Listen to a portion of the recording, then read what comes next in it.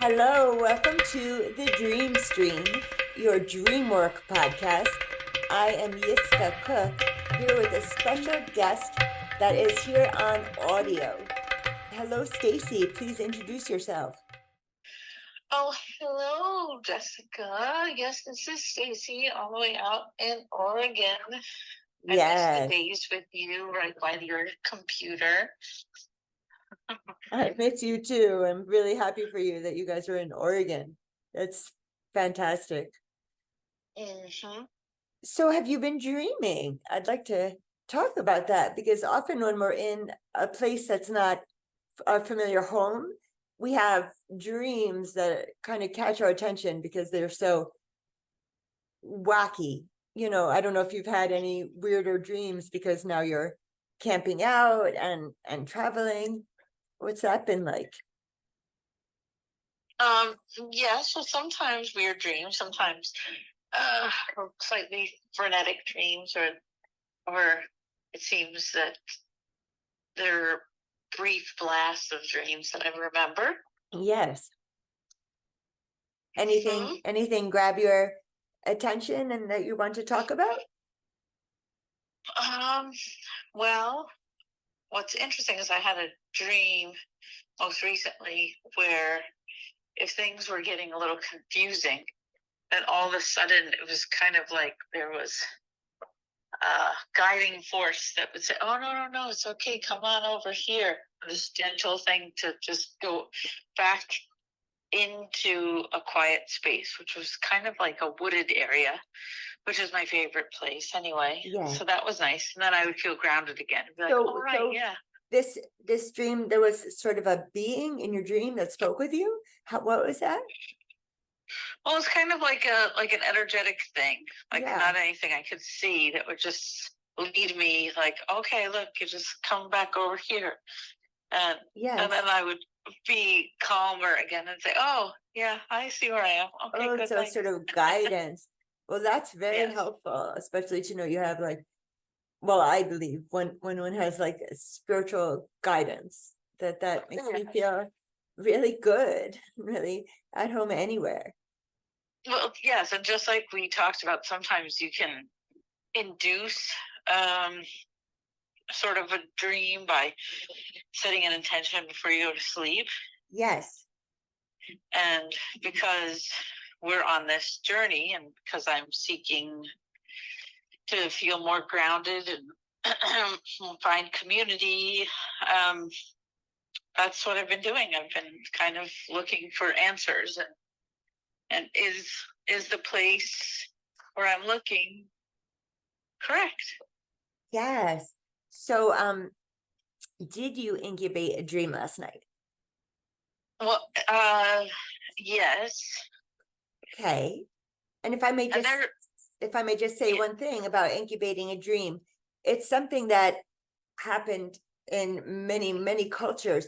But as we are both Jewish, in days of yore, the rabbi or whomever would write the question on a piece of parchment and sleep with that under the pillow. But then what comes down, I think through the Talmud, is that then the answer would be written on the parchment, but actually in fact what happens is then hopefully you would dream some semblance of an answer to your question. well, then I guess you would wake up and write it on the parchment. Oh, that's a good idea.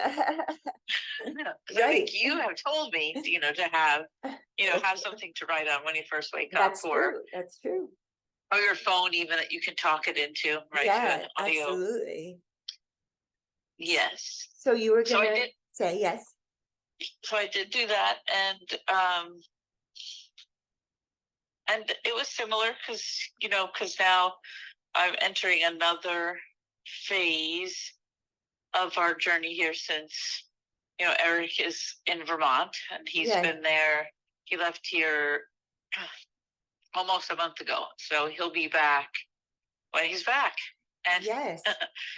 and we've been talking a lot about what's been happening astrologically. The Lionsgate was Yes. on August 8th, Yeah, I just sent you a podcast, an astrology podcast. I don't know if you received it, but Oh, I thought you okay. would be interested. So, tell me Oh, about the Lion's Gate, because that's fascinating. well, time to access, oh, excuse me, more of our, I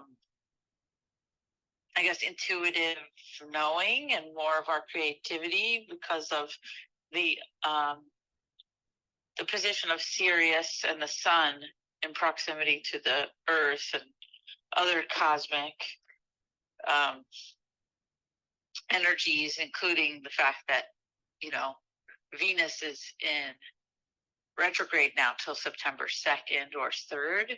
And That's what the podcast is all talking about, Venus.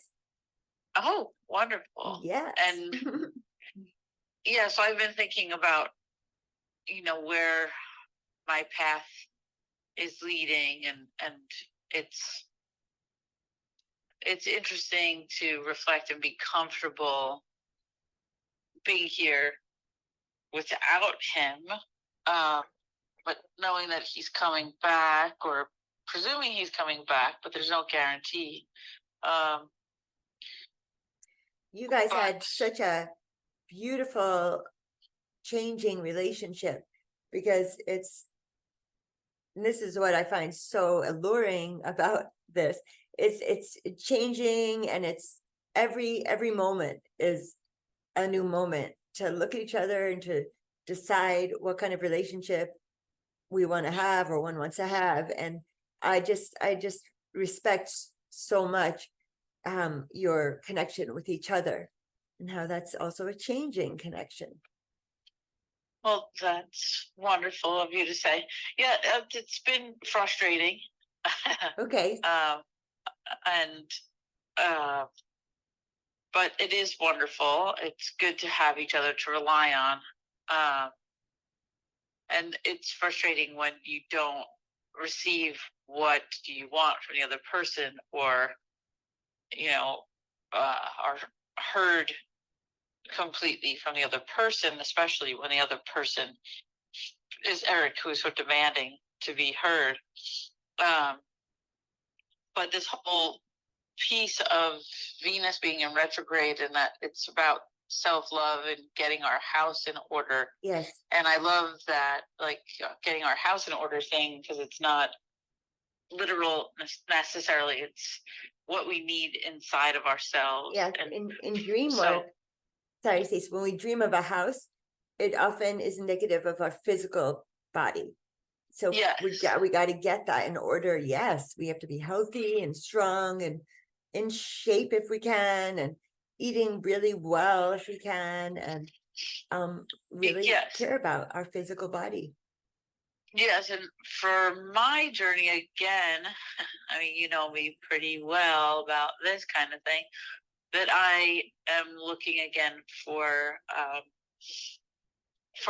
physical and emotional intimacy that I don't get with my current Yes. partner.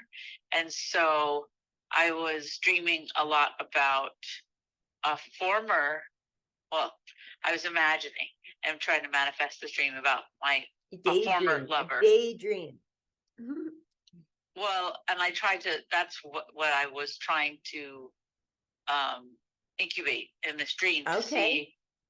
to see his true nature. Nice. And his desire, even though he's blocked and he's not going to come out to Oregon most likely, but it does feel nice to have that validated. It's not just my daydreaming, it's also my dreaming. Yes. That it is a huge desire of his, that if he Really? wasn't so locked in, like so many people are, into the mundane physical reality of his life, maybe he would come out here. Yeah, well, that would be really amazing. It would, but it was also reassuring in the dream, because of his gentleness, that it doesn't have to be somebody that I already know. Mm-hmm. You know, I have a tendency to do that, to look back and be like, oh, well, I had this really great Interesting. connection with this person, Yes. and lament that and be like, Yeah. oh, well, you know, well, and you remember my whole journey with Frank, that, oh, well, I loved him so much and the connection was so strong. So that's what I need to do. I need to Is that who focus you're on that. talking about as your ex? No, it's not about Frank at all. Oh, No. oh, okay. Oh, you don't have to name No. names, but No, that's Frank interesting. failed dramatically to demonstrate any self-respect or respect for his wife. Yes. And so any hopes that maybe their relationship would end and there'd be an opening for me, I use a very powerful eraser Okay. for that hope. It's called a psychic eraser. Yeah. So So, that is in the past. yes. Well, I also incubated a dream last night. Oh, yes. Tell me. That was so funny because I texted you and of what I had incubated, and I was asking what do I need to do now for my healing? 'Cause I think Yes. a lot of our listeners know that I have multiple sclerosis and trying to heal, trying to manifest healing, and through prayer and through faith. Really, it's truly through faith. Yes. And so what will help with my healing, when I sent that text to you, Stacy, I had written hearing, HEAR, not HEAL. Yes. And you're like, what do you mean? What do you mean hearing? Hearing. So I had a dream. So yesterday, it was sort of a day residue dream of sorts, because yesterday a friend of my son was here, my older son, who's recently married, he was here, and his friend Jake came over and it was like a candy man. He had he had so many like vape pens with distillate in it. Like that's and he's been making like marijuana diamonds, he calls them. It's with like a low heat, and just his whole process. He's really hands-on. And so he was giving for my son and for myself to just try it. And so I tried the distillate and I really liked it. And I just assumed he often gives me, he was giving, and he's like, oh no, I'm not giving this to you. So I'm like, okay, well, maybe I'll buy it. But anyway, I had a dream that my older son was here, and he had held on to one of the distillate vapes. And I was like, wow, how did you get that? You're so sneaky, I mean, like, I wasn't concerned that he like took it. I was kind of psyched that he took it. I didn't know if Jake had given it to him or what. But that was the dream, and I really see that as an answer to my incubation.